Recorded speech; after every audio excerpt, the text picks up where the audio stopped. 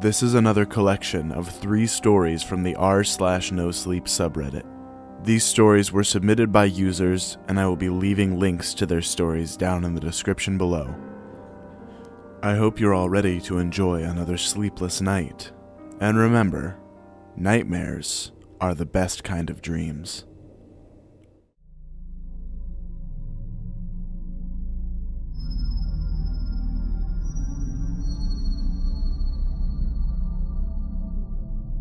It's been happening nearly every night for the last 3 weeks.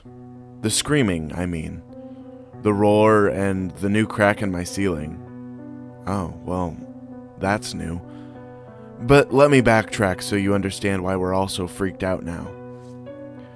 My best friends and I just moved into a brand new apartment building in LA. It's so new that we're some of the first people to live in the building. The place is gorgeous, really. I mean, in the City of Angels, finding a luxury building with everything 4 girls could need is practically impossible. And for a steal, I mean, $2,500 a month for rent, that's unheard of. You can't find a safe, halfway decent apartment in the city for less than $4K. It just doesn't happen. Except for one thing. It's downtown. I don't know how many of you have ever been downtown in Los Angeles, but it's a block-by-block scenario. By this I mean you walk down one block and you might as well be in Silver Lake, and the next block you're next to haunted buildings that used to have serial killer residents. No, seriously, look it up. Search haunted places in downtown Los Angeles. You'll be amazed with what you find. Our building isn't close to most of the haunted stuff downtown, so it didn't bother me. My friends, Jess, Hannah, and Rachel, had never lived in a city as big as Los Angeles, but I managed to convince them to give this a try because the lease was only for a year, and if we hated it, well, at least we were saving a ton of money by splitting the rent. The first few days that we were here went fine. Nothing weird, nothing strange. Just us unpacking our crap, having sleepovers in the living room, trying to figure out how to extend the Wi-Fi signal, and watching Netflix. Then it started. The screams. Jess heard them first. She woke me up at 2:30 in the morning talking about how she heard someone screaming and could I please come to her room to check it out. We all ended up going into her room, and for the first 5 minutes we couldn't hear a thing. Then it started again, and it sounded like a man screaming bloody murder. It also sounded very close, like it was coming from the apartment building itself. I'm going to save y'all a lot of trouble here and tell you that no, we obviously didn't know where the sound was coming from, and we did not find it that night. We just ended up chalking it up to someone in the building playing a movie really loud late at night, and left it at that. But it kept happening. Every night for a week, but always a different person being woken up by the screams. After Jess, it was Rachel, then Hannah, then me. When I heard it, I was fast asleep and thought it was part of my dream. It sounded low, hollow, almost like an echo. It was drawn out and kind of felt like it was a recording that was slowed down by software or a broken record player. By the time I woke up, I realized that the sound was coming from directly above my room. I mean, it had to be. It sounded that close. I got the girls up and we did the same routine. Stand in the room, listen for a few minutes. The screams start again. I even walked out onto my balcony and looked up, and sure enough, the window above my room was open. I had Jess and Hannah stand out there and they heard the screams come directly from that unit. The next day we went upstairs to look around. We didn't see anything, so we decided to go to the leasing office to see if anyone's complained about screaming. Admittedly, we hadn't contacted security at our building, or even the leasing office about the screams, although we should have. We were told by the office that not only had they not had any other complaints, but that the 13th floor, the floor above us, wasn't ready for tenants, and so nobody lived up there. That's that, right? Wrong. Because the screaming continued for the next 2 weeks. Only now it would happen all the time. Usually when 1 or 2 of us were home, and it got to the point where Rachel told me she could hear the man begging for his life, trying to talk down whoever was trying to hurt him.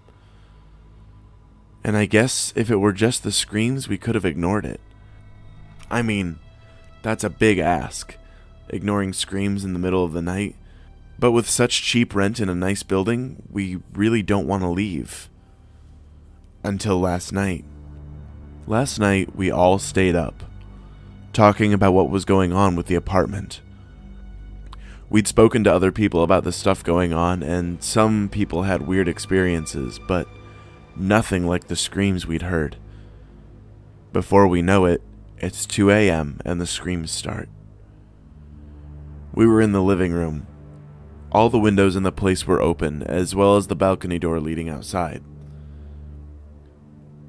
The sound was coming from directly above us, and this time, we could hear everything.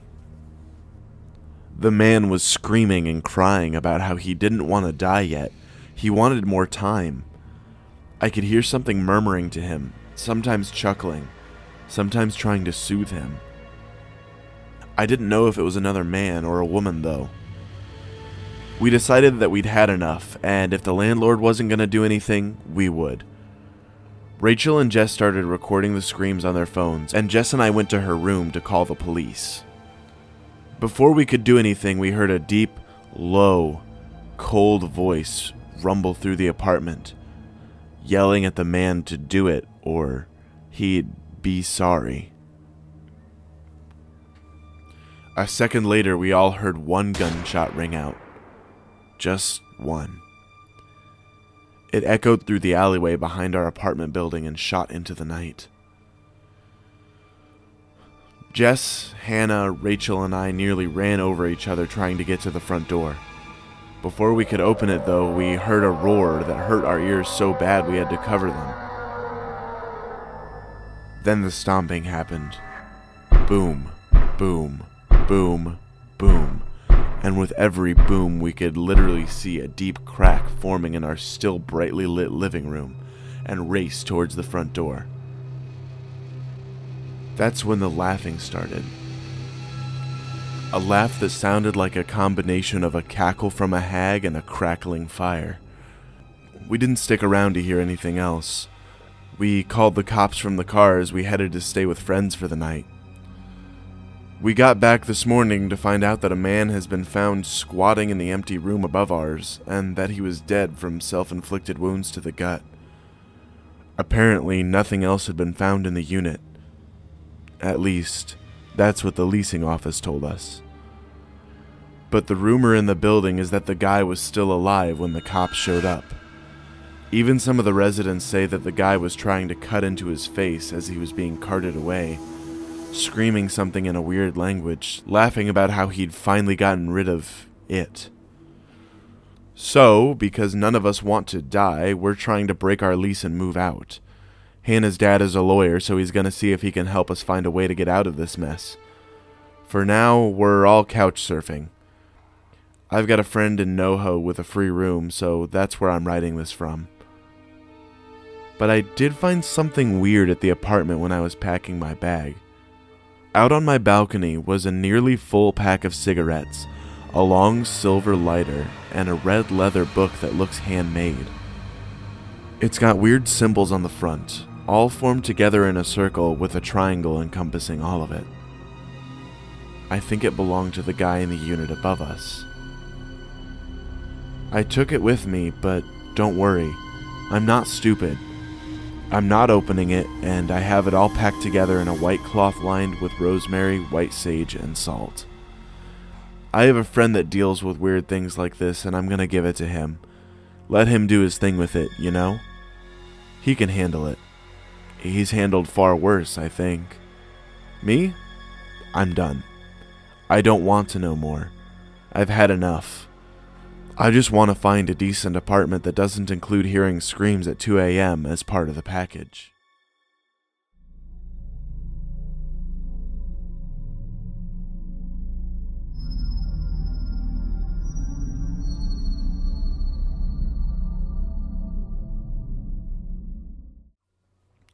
I recently celebrated my 18th birthday, and I've got to say, it was really something. We had presents, cake, and a whole lot of partying for my introduction into adulthood.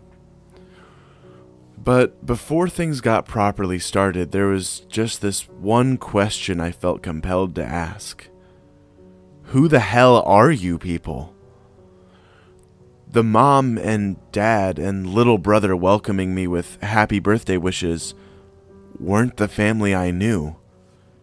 Sure, they looked like my family, or I guess more accurately, they looked like they could be my family. Their facial features were close enough to my own to look related. The fake mom had my eyes, and the fake dad had a similar jaw to my own. And of course, the fake version of my little brother Ben looked like a younger version of myself. It wasn't my family's normal appearances. It was like I asked someone who had never met my family to guess what they might look like.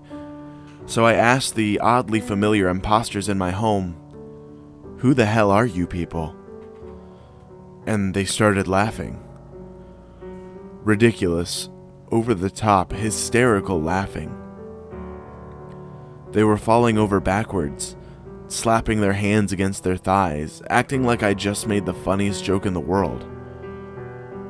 Weird thing is, I almost wanted to laugh along with them. I didn't, but I don't know, I wanted to. Eventually, fake dad stood up and walked over to me.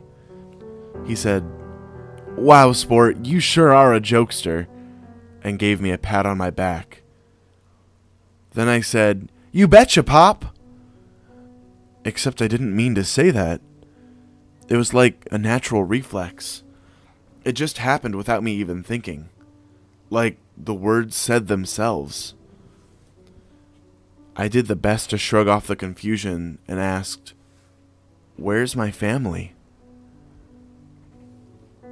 This time, there were no laughs. Fake dad looked furious, while the fakes of mom and Ben seemed shocked and afraid. They all just stared at me, holding their expressions for several seconds. Finally, fake mom said, "David, honey, we've already had a good laugh. Let's not overuse the joke." "Yeah, big bro, don't be such a goofball," fake Ben added. Fake dad wasn't as nice. He firmly grabbed me by the back of my head and walked me over to some pictures hanging on the wall. He pointed out one in particular, a picture of myself with the imposter family. "Now, sport, maybe my eyesight isn't as good as it used to be, but this picture does a pretty gosh darn good job at showing you your family. And I'm sure as heck that we're right here, so sport, if you don't knock it off with the comedy, you might go and set off my temper." It was a family portrait, complete with fancy outfits and fake smiles. But the eyes told the real story. Wide, fearful eyes, practically begging for an escape. I remembered when we hung that portrait on the wall, proud to have something we could show off to visitors. But I shouldn't remember that. I should remember pictures with my real family, who looked and acted nothing like these imposters. I started to feel even more fake memories of this fake family forcing their way into my mind. So my question of choice changed to, what the hell is happening? Only, I didn't ask that. Instead I said, under no intention of my own, "When you're right, Dad. I shouldn't be joshing around. I should be celebrating." "Oh boy, now that's a plan, big brother," fake Ben said. "That's my sweet young man," fake mom said. "Now let's move on to the birthday party." And we did. As much as I wanted to fight, or run, or at least get some kind of explanation, all I was able to do was join the party with my terrible fake smile. It's like All my thoughts and instincts were pushed to the back of my mind and told to be quiet, while my body went along acting like everything was normal. The memories were the worst part. With every passing moment, more and more of this new family would force their way into my head, and everything I knew about my real family started to fade away. Their appearances, voices, personalities, and time we spent together all felt more distant. Throughout the party, every time I noticed my new family's eyes, or my own in a reflective surface, they were the same in the portrait. They showed pure terror under the surface. I wondered if these people were trapped in the same way I was. I even began to consider my eyes the last part of my true self visible to the world. I hoped someone would notice them and find a way to help me. Later in the day, new Dad decided to take us all out to a local restaurant. It was simultaneously a place I had never been to, and my favorite place to eat. While we were eating silently, as new Mom suggested, a vaguely familiar girl sitting in the far corner drew my attention. She watched me with concern, but chose not to approach. By this point, I had forgotten most of my old life, but she sparked some recollection in my mind. I asked to be excused, claiming a need to use the restroom, and approached her. I wanted to ask for help. My mouth wouldn't let me, but I wanted to. Instead, I just stared at her with that awful fake smile, leaving only my eyes to show my panic. She didn't talk either, but she did hand me a picture. One that showed her holding my hand, with my family smiling in the background. Not the new family, my real family. Memories came rushing back. I remembered her, a girl I went to high school with named Ashley. We're close, or we were close. I remembered my real family, my real life, and my confusion upon first meeting the new family. In a short moment of control, I slipped the picture into my pocket. Unfortunately, I was so focused on remembering that I didn't realize how long I had been standing near Ashley. Shortly after I put away the picture, my new family came over to see what was going on. "Well now, this just won't do," new Mom said. "Oh boy," new Ben said. "You've really done it now, big brother." Then new Dad said, "Take Ben and go wait in the car, David. Your mother and I will deal with this troublemaker." Tears clouded my vision when I said, "Sure thing, Dad," and I started to walk away. I haven't seen or heard from Ashley since. I don't know what they did with her. Once we went home, I used every moment of the time I could get alone to look at the picture. The memories allowed me some control over my actions, but not enough. I couldn't bring myself to fight or leave or call for help.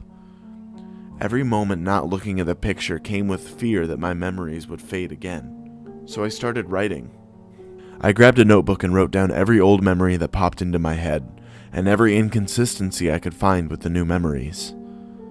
That was yesterday. Today, my plan ran into a problem. Mom and Dad knew about the notebook and the picture. I don't know how, but they confronted me this morning. They told me to hand them over. I hated myself when I complied. "You tried to pull a fast one on us, sport," Dad said. "And it better not happen again, or I'm gonna get really fucking mad." He winked and walked out of the room with Mom. So I don't have the picture or the notebook anymore. I decided to type this while I still remember what happened, but I'm worried it won't work. The beginning already feels more distant than the end, and Dad wants me to get off the computer. He says it's time to make a new family portrait.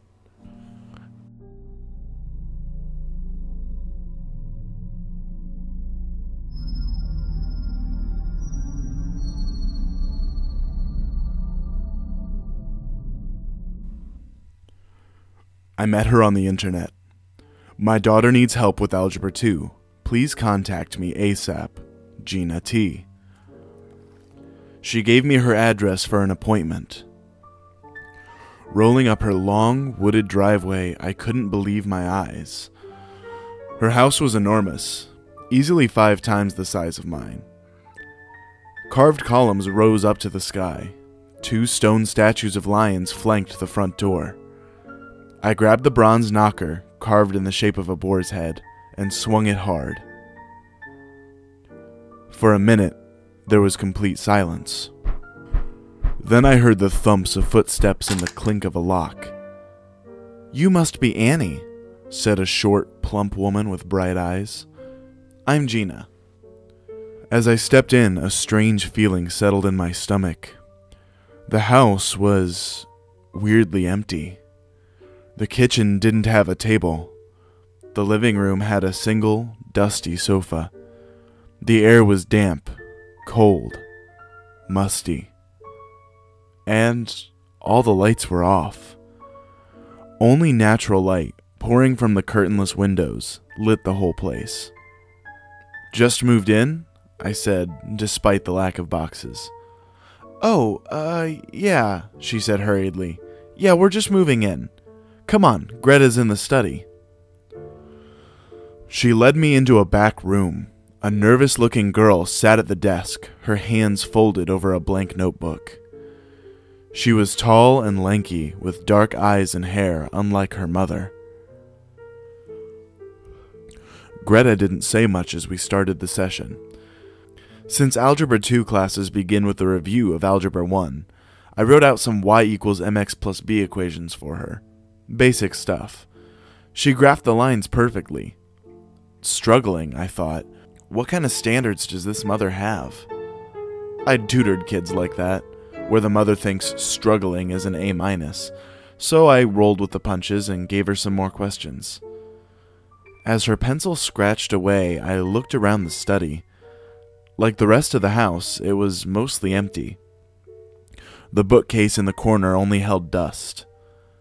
Curiously, on the back of the door, there were long, indented lines that ran almost the entire height of it, almost like scratches. Where's your textbook?" I asked when I ran out of questions to give her. She looked around. "I don't have one," she replied. "You didn't buy one yet, or the school didn't give you one yet?" "School?" she asked, eyes unblinking. "Oh, I don't go to school." "Oh, a homeschooler. I dealt with them too. Generally they were smarter and weirder than the public school kids, which fit Greta perfectly." I wrote out another equation and handed it to her. That's when the noise started. A high-pitched whine coming from outside the door. "What is that?" I said before I could stop myself. Greta didn't reply. Her pencil scratched quickly over the paper, working on the problem. "Greta?" She ignored me, scribbling furiously over the page. Her hair hung limply over her face, concealing her expression. Fear pounded through my body. "Greta, what is it?" She wordlessly slid the piece of paper back to me. Under the chicken scratch of X's and Y's were 6 letters. "Get out." "Greta, what?" She held a finger to her lips and shook her head. When I didn't move, she leaned over me and furiously wrote another word. "Now." Stunned, I grabbed my bag. I walked over to the door and swung it open. Stepped out into the hallway. That's when I understood. Gina, if that's even her real name, was in the kitchen. In her hand was a whirring, whining bone saw. The stove was on. The blue flame shimmered. A greased metal pan sat over it, the oil sizzling and popping. I ran to the door. My thundering footsteps drew the attention of Gina. She looked up, her eyes wide with fright. Then she stepped towards me. I yanked the door open, ran over the stone walkway, the damp grass, and I didn't stop until I was sitting in my locked car.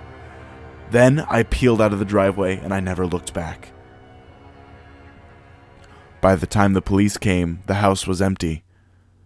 Well, emptier than it had been before. Greta and Gina were gone. The house had been abandoned for months, they told me. In the basement, the police made a gruesome discovery. 3 bodies were found. They were identified as local missing people. A professor, a teacher, a scientist, and every single one of them was missing their brains.